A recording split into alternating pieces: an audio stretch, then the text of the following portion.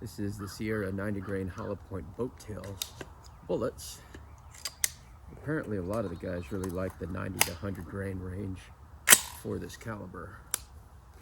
So I'm going to do a development load from 28.5 to 30.0 using a BLC-2, which seems to be the fastest powder so far. Let's check its accuracy and hope my chronographer is lined up right.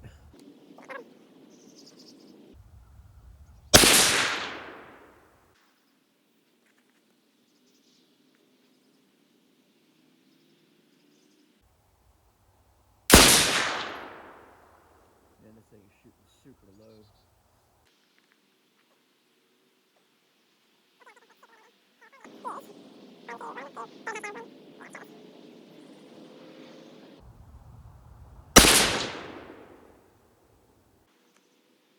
This next one should lock the bolt back.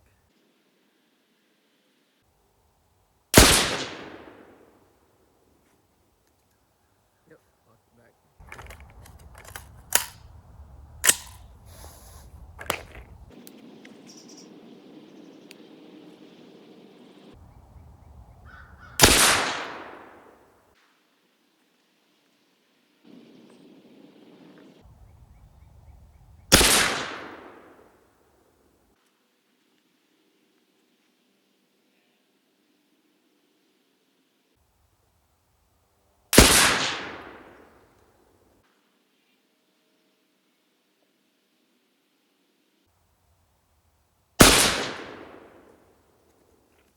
Duplicate. These all landed roughly to my 4 o'clock. No surprise since I typically shoot hot rounds. What I'm looking for is the number 30, which is this one here.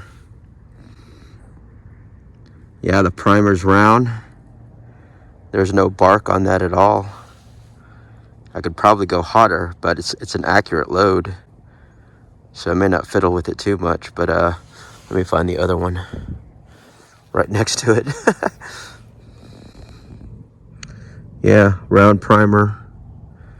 I don't see any indication at all. Yeah, I might play with it a little bit hotter just to see what happens here. Since this is a duplicate, I'm gonna have to go with that. I may play with 3 grains down and 3 grains up just to see what that looks like. So that'll be 29.7 and then 30.3 just to see what that looks like velocity wise, but that's looking real good because that was a duplicate.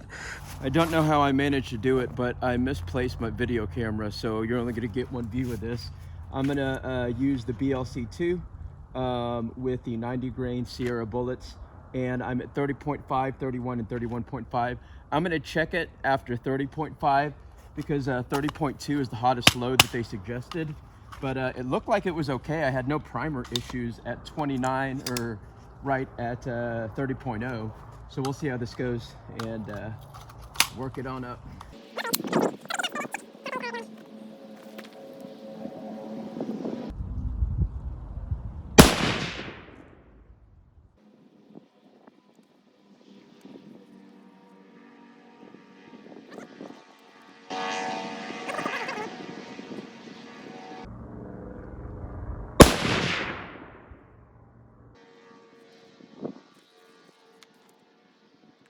All right, we're gonna go up to 31.0.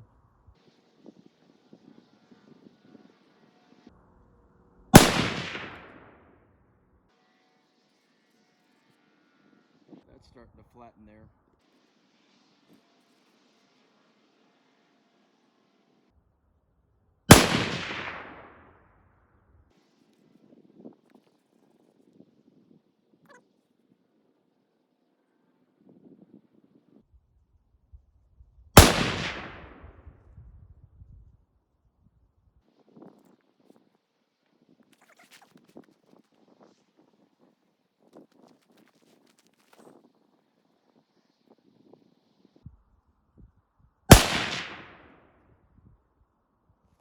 So this is the hottest load at 31.5, and the primers are still rounded.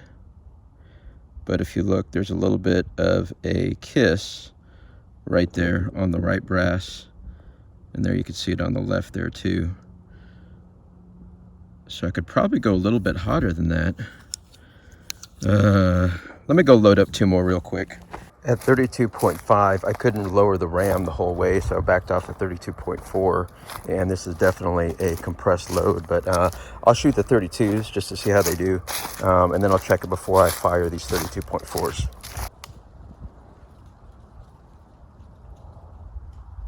Second dot, here we go.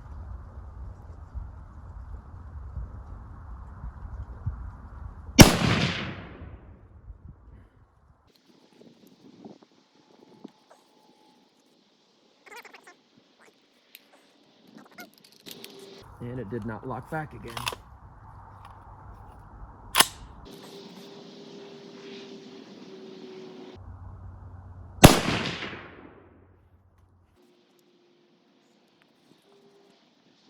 Yep, starting to get a little bit of a moon on there. All right, we'll try these 32.4s.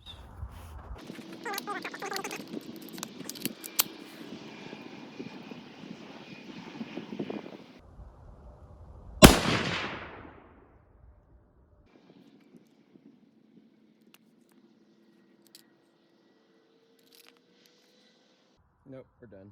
I'm not going to fire this next one. And I think I found the load I'm going to go with. That's the 31.5. They're kissing each other, and if I remember the velocities, it's somewhere like 2900, 2910. In that area, when I started really maxing out the case, it opened up quite a bit, and there was quite a bit of a bite on my shoulder with a 32.4. And it had to fail to chamber the next round too. So shooting a little bit high here. That's the 31, and that's got to be the 29.5 that's there. So yeah, we'll go with 31.5. I started with a charge weight of 28.5, which is roughly 10% below the 30.6 quick load suggestion, and I worked up all the way to 32.4 grains. The accuracy was very consistent in building up speed. Highest velocity I got was 2971, but that was not good at all here. Check out what happened in this case here. It is definitely flat. There is a full moon indication between the D right there, and it would not cycle properly. And yeah, check out the measurements on this too. I've been averaging between 420. As you can tell, it starts to build up on the base of the case, which is expected. And then by the time I got down to this one, it maxed out at 0.425. And I think it kind of stuck in the chamber, and that's why it did not cycle properly. But the other thing I want you guys really to look at is look at the SDs here. So here to here, not so good. But then check this out, between 30 grains and 32 grains, you get a duplicate, single digit, duplicate, single digit. That is absolutely incredible there. And the velocities built up consistently from 27.23 to 29.12. I am going to back off to 31.5 grains, and that's what these are here. And the primers look good on here. They're still slightly rounded. You can see there's a half moon on that bottom case here where the S is. And I think there's also a half moon. Nope, don't really see one on that other case on the top. There is a bit of a nick here. So that's pretty much the max charge weight there. But it's shooting, and yeah, check out the accuracy too. The worst accuracy that I had was with the compressed load at 0.845 inches. And that's 32 grains compressed. And remember, 30.6 is the max. And I'm going to end up with a 31.5 grains. And the cases look really good. I'll put all the information on the Mad Dog Weapons website because you guys got a lot of good information on there. So yeah, had to show you this because I'm really nerding out on that. And this was the shot there where it was at 31.5 grains, and that measured, I think, at 0.275. We're going to get this loaded up and go long range tomorrow.